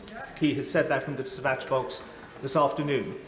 Am I naive, however, in response to some of the points raised by members opposite? Am I naive to still believe in that good British tradition that one is innocent until proven guilty? Well, he makes an important point, and of course, and I've said I will cooperate fully with the independent investigation. In fact, I welcome the opportunity to address these complaints. I think, though, it is important that we have zero tolerance for any bullying, and we hold the highest standards in public life, and it's important on all of us to adhere to those standards. Right, that completes Prime Minister's questions. That brings us to the end of this week's Prime Minister's Questions. Welcome to viewers on the BBC News Channel. It was, in fact, a clash of the deputies, the Deputy Prime Minister Dominic Raab and Labour's Deputy Leader Angela Rayner. Let's welcome our guests for this part of Politics Live. For the Government, Culture Minister Paul Scully. For Labour, Bridget Phillipson, Shadow Education Secretary, and the BBC's Deputy Political Editor here with us, Vicky Young. Vicky, it was a slightly difficult Prime Minister's Questions. It sort of ended a little bit like it started, around Dominic Raab himself, because just an hour before Prime Minister's Questions, he released a tweet, a statement, if you like, saying that he'd just been notified of 2 formal complaints that have been made against him and his behaviour, and it follows other allegations that have been reported earlier on. Angela Rayner took him to task on that very issue, but at the moment we don't really know enough, do we, except that he has made this request to Rishi Sunak and says he'll cooperate. Yeah, and I think in a strange way, he might have been slightly helped by the fact that these 2 formal complaints went in. He said he was notified and immediately then said to the Prime Minister, right, you need to investigate this, because he, as you could tell there, is very keen to clear his name. There haven't been many specifics that have been said publicly. There's been, as you say, a swirl of allegations, lots of them, and you get the impression there that actually he welcomed the idea that this will be looked into, and he hopes he can clear his name, saying he expects high standards, he doesn't tolerate bullying and all the rest of it. But there are some problems here. One, first of all, is that the person who would be investigating this, you would imagine, would be the Prime Minister's ethics advisor. Well, there isn't one, because the last 2 resigned. And I think that tells you a problem with the system that many people have complained about for a long time. Who can instigate these inquiries? It's all a little bit opaque. And in the end, the Prime Minister is the final arbiter of all of this. Normally, it's them who says, we're going to have this investigation. And even once a report is done, again, it is still the Prime Minister who decides whether a Cabinet Minister has broken the ministerial code. And if you think back to Priti Patel, the former Home Secretary, she was accused of bullying. There was a big inquiry into all of that. The findings actually were very critical of her, saying that it did amount to bullying, that she was in breach of the ministerial code, even if unintentionally. The Prime Minister at the time, Boris Johnson, didn't do anything about it. So there's an awful lot of complaints about this, but I think you get the impression there from Dominic Raab, he wants this maybe to come out to be more formalised, said to Angela Rayner, will it come up with some specifics? What are you accusing me of? I think that's the other issue here. You know, the BBC has spoken to lots of different people who've worked with him over the years, and I think you talked about this earlier. There's a lot of people who say he's a difficult man, he's very demanding, he's got a very forceful personality. Now, it's all about where that tips over or doesn't tip over, and I think that's what he there is suggesting. Well, just before we move on, I can remind you, we showed it earlier in the programme, but this is part of the letter that has gone from Dominic Raab to the Prime Minister. I'm therefore writing to request that you commission an independent investigation. As Vicky was saying, we don't quite know exactly what form that would take, into the claims as soon as possible. I will cooperate fully and respect whatever outcome you decide. And there were questions around this issue throughout the session between the 2. Before I turn to my guest, though, to talk about that, let's concentrate on the issue at the forefront of everybody's mind, and those are the inflation figures at a record high of 11.1%. Higher, I think, than people expected in the year to October 2022. Rishi Sunak has said he's got to get a grip on it. How? Well, you'll see this tomorrow. In the Bank of England have their lever in terms of interest rates as an independent lever that they can pull. But what you'll see tomorrow is Jeremy Hunt setting out the plan, both for the short term, stabilising the markets, but also making sure that we can grow our way out of it. But making us all poorer, so with increases in taxes and cuts in spending. Well, I think what he's done is that he's laid out the honest appraisal that this is going to be a difficult time for all of us because, you know, this is a global situation. It's not a traditional inflation event that's caused by overactive economy that you can dampen down. It's caused by the war that we can see in Ukraine, which is exacerbating big energy prices. Well, then why put up interest rates? Oh, well, that's the Bank of England's lever. Sure, but that's the single lever that the Bank of England got. What the Jeremy Hunt has is he has obviously fiscal duties. He can look at the tax rates. He can, but he can also look at spending as well. And those two things, he's got to have that difficult balance. Do you agree with Rishi Sunak? It's the number one enemy, inflation. I think it's down to Rishi Sunak and the Conservatives that we've ended up in such a terrible mess over the economy, full stop. They've had 12 years now. We've had terrible growth in our country. And then to make matters worse, they crashed the economy with that reckless budget that we saw. The only reason that we're having this statement tomorrow is because of the fact that the Tories blew up the economy. They owe an apology to the British people. They are ultimately responsible for the decisions that they are taking. But of course, we know it's working people across the country that are going to pay the price for all of this.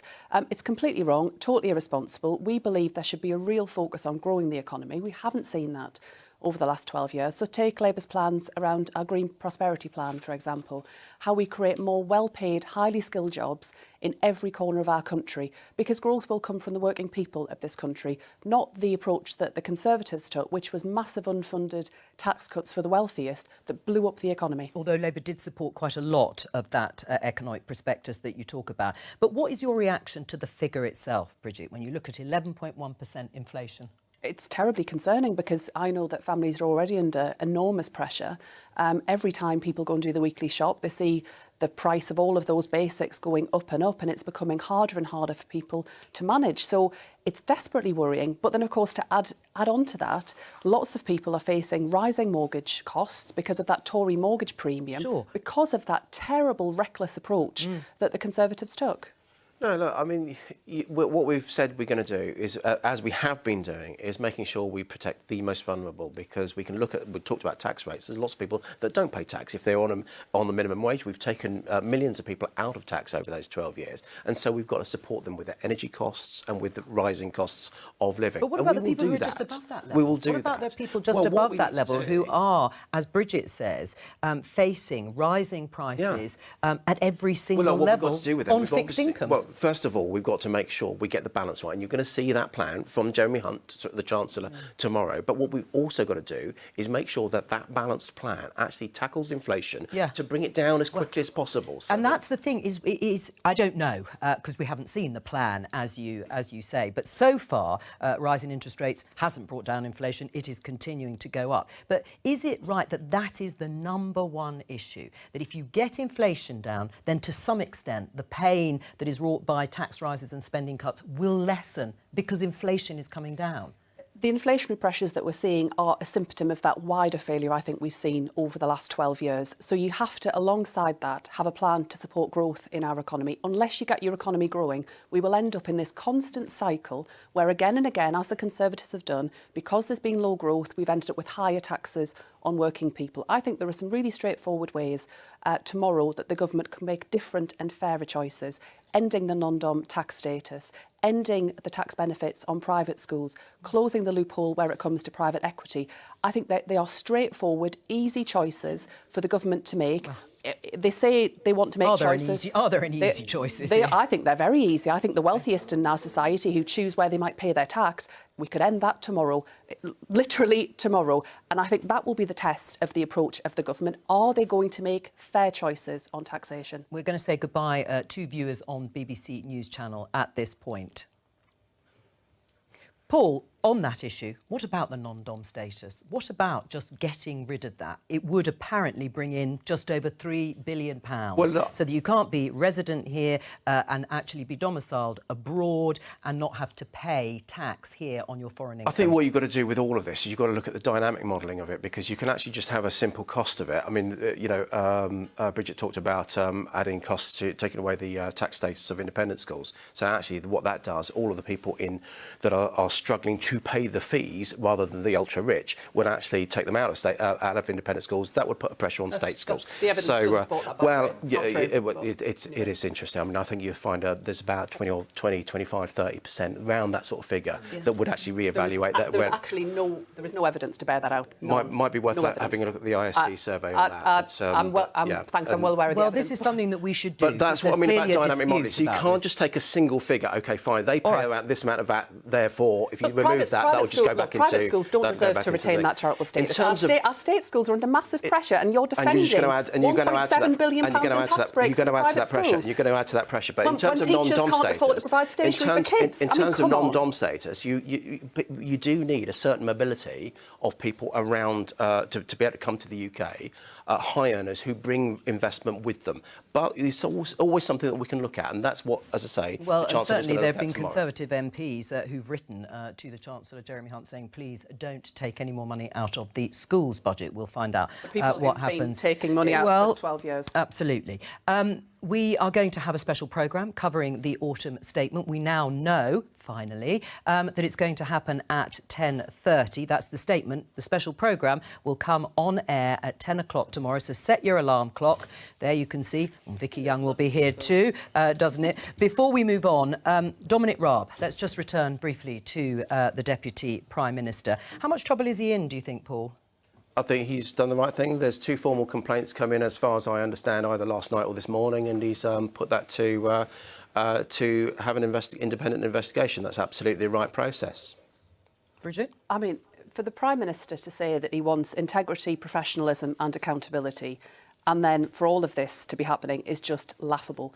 And you've got Suella Braverman back in the Cabinet, even when she breached national security. You've got serious allegations around the Deputy Prime Minister, and you had Gavin Williamson returning as well. All of this is just a sorry picture, and we don't have this independent advisor. I mean, it remains to be seen who's going to do this report. And these are allegations to start with on Dominic Raab and the former... When we had the previous Speaker of the House, John Bercow, who was investigated by an independent inquiry in Parliament, and the inquiry said, had he still been in Parliament, we would have been recommending expulsion. What did the Labour Party do? They actually did nothing, because actually having that Speaker in the chair was helping them undermine the biggest democratic event. You have got the timeline wrong on that, but Paul, I'm afraid. The Labour Party absolutely knew what John Bercow was accused of and did nothing about it. I was on that committee and voted for an investigation because it suited their agenda at the time. It does nothing for politics if you start undermining that process. But there is a process in place for Dominic Raab. All right. It's absolutely, we don't want to support bullying, and it's right that inquiry takes place.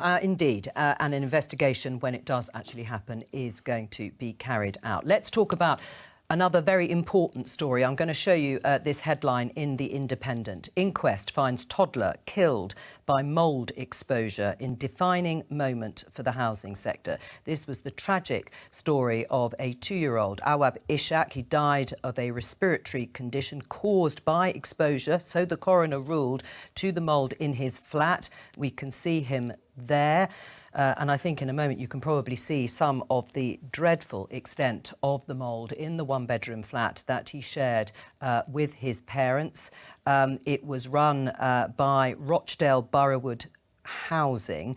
Those pictures will come in a moment, because I want to welcome our guest, social housing campaigner, Kwajo Twenaboa. Very good to have you here. What was your reaction to the story? We can see those pictures now. I mean, absolutely frustrating. It's devastating that this has happened to this young boy. He's ultimately paid the highest price that you can, and that's his life is gone now due to neglect and the fact that he was living in conditions not even fit for animals to be living in. Now, he is one of many around the country. There's absolutely thousands. Over the last 18 months, I've been going around the country after living in poor conditions myself, speaking to tenants up and down the country who are in similar conditions. And in terms of damp and mould, for example, over the last 18 months, I've had 300 individual households, 300 families reach out to me complaining of living in damp and mould, and they had been complaining to their landlords but ignored. That's why they're reaching out to me. And it ranges from tenants who are extremely vulnerable. In one case, a tenant dying from stage 4 lung cancer, living in a home filled with damp and mould, and young children, time and time again, I'm hearing, are subject to the same conditions. Paul? Look, I've seen some of the work that you've been doing, and it's terrible what's happened to Awab here. And what the government have tried to do is make sure that councils can reduce the number, I think it's 15% of lower the number of houses that don't reach the decent home standard, which is very different from the standard that you're talking about, just human habitation. It's absolutely right. But how does it get to that? How does it get to that stage? Well, this is why Michael Gove called out the chief executive of the Housing Association there. He's got to do his job or get out of that job. There's got no business being around housing if that's the kind of housing stock that he's overseeing. And people will be shocked. Or perhaps actually some people might not be that shocked. Maybe they've experienced exactly what Kwadwo has just said, that this isn't that rare, clearly someone losing their life, but the state of the property and the flat that the family were living in. This is absolutely appalling and just an avoidable tragedy. You know, a young child has lost his life in the most dreadful circumstances. And I also see more and more cases of people living in really poor conditions, and that is replicated right across the country. And of course there should be action to make sure this doesn't happen. There's action taken at a local level, but this is also about the role for government too, I believe, around the need for more legislation, fresh legislation to deal with this, to make sure that we do have decent standards for everyone right across our country. And that will also involve taking action where there is clear abuse that's taking place, but also how we modernise homes for the 21st century too. We need to see that as a matter of urgency right across our housing stock. What do you make of how politicians are dealing with this issue? I see, the raw end of things and speak to tenants living in unimaginable conditions. I don't think, and I'm going to say right now, housing has been seen as a political priority, not just for the current government, but I think consecutive governments have let down tenants. I think, yes, it's become worse over the last 12 years and changes are being made currently, with the social housing regulation bill. But since Grenfell, we talked about lessons being learned. I'm now here discussing a 2-year-old boy who's died as a result of negligence and the conditions he was having to live in. Nearly five and a half years on since that. If lessons were learned, why are we here talking about this? From what I've seen, no lessons have been learned, and I think the government needs to be doing more across Westminster to tackle the issue of poor housing and speak up for tenants who don't have a voice. Right, the Levelling Up Secretary Michael Gove has called the incident, of course, an unacceptable tragedy, but warned housing bosses they will be held to account. What is the government going to do? Well, in terms of Grenfell, there's plenty that we've done although it will take time to tackle the cladding and building safety. You've got to remain safe in your home in the first place. But then you talk about conditions. It was something that was cross-party agreement when I think it was Karen Buck's Parliament Members' Bill went through on having homes fit for human habitation. Yes, we've got to hold them to account to that standard, right? Which is a pretty low standard, let's face it. But there is a longer term thing that we've got to do, and that's supply. But somebody has to be held responsible, don't they, Paul? So is it the housing association? Well, ultimately, if you've got housing associations that are housing people in their stock, then clear, and that stock is not fit for human habitation. I want to make the point that over the last 18 months, and I've spoken to thousands of tenants up and down the country from multiple housing associations and council, no boss has lost their job or directors board being held accountable as a result of subjecting tenants to these conditions. Not only that, I want to make the point that in terms of poor housing, it impacts other public sector areas too. The NHS, for example, in terms of damp and mould, £38 million is spent on a yearly basis treating tenants living in those sorts of conditions. Overall, £1.4 billion is spent looking after tenants living in poor conditions across the country. Well, that's very striking. Why has no one? Why does no one ever lose their job? Well, I think I can't answer that, but I think Michael. But do you think they should? I think Michael was really specific. I'm glad he did call out on that. I think there's a wide spectrum of damp issues to the human habitation issues that we've been talking about with that poor boy, through to people where it might be because of overcrowding, and that in itself is a problem because of that supply issue. We need to have more housing, and suitable housing. Would you agree with that? Tenants. But Kwadwo said housing's never really been a priority. But is Paul right? There just isn't the stock anyway. Is that why people end up staying in this sort of unsuitable accommodation? The housing system in our country needs a total overhaul. There are big problems where it comes to regulation and rights for tenants in the private sector. And we know that in the social sector as well, we'll need to see further modernisation of houses that are there. Of course, there should be accountability at a local level. And I think what was striking and what was terrible about this case was the degree to which the family weren't listened to when they were raising concerns. Because they had made endless and sadly, complaints. that does happen far too often. You know, that families aren't listened to and action isn't taken. But I do think, if I accept the point around priority. But when I look at what Labour did from government last time around in modernising homes, in making sure they didn't were build well enough houses insulated. either, Labour, when they were in government last time. Bridget. In part because we inherited so much housing that was in such poor condition, and our priority had to be bringing that up to standard with insulation, with heating, with windows. Of course, there was much more, and we were on that path to building more homes, and I saw that in my constituency as well. Vicky, as an issue, as Kwadwo said, will it ever be the priority dealing with housing? I just feel like we have talked about this an awful lot over very many years, decades, in fact. I mean, there isn't, like you said, the supply issue is one which people have wrestled with, and it just hasn't been tackled. And people talk about it, and it never seems to get to the top of the agenda. The work that you do might change that. Well, I mean, I don't know what response you get at a political level from local authorities. I mean, it's marvellous that you are raising and highlighting this issue, but only, of course, if action follows. I mean, there was also the idea, as Bridget said, the parents, the father particularly, complained endlessly and was told that because there was a legal process ongoing, remedial work couldn't take place. And that's an excuse often used. Like I said, I've seen it time and time again in terms of tenants complaining, and in terms of this family's case, it was medical professionals that wrote into the housing provider on his behalf. And I've seen time and time again that case with other tenants living in disrepair. Not only that, you have head teachers writing in on behalf of kids, but more, I'd say 9 out of 10 times, the housing providers don't even bother acknowledging that an email or letter has been sent to them. Why? Because they can get away with it, simply because there's not enough regulation, there's not enough accountability, and there's no real way of holding them to account, so they know they can get away with it. What are you going to tell Rishi Sunak about this? Well, I think what we'll find is, as Bridget was saying earlier, we find it as MPs, in our casework. The fact is that a lot of councils, I'm not sure it's about how what they think they can get away with. They are swamped in terms of housing inquiries and people writing in and these kind of things. So they will move paper around. Yeah. But then we've got to make sure we can separate the cases that you're talking about when it's human life. Kwadwo, thank you very much for coming in. That's all we have time for. Thank you to all of my guests for joining me here today. I'll be back tomorrow, as I say, with more Politics Live at 10 a.m. for that Autumn Statement special here on BBC Two and on the BBC iPlayer. From all of us here, bye-bye.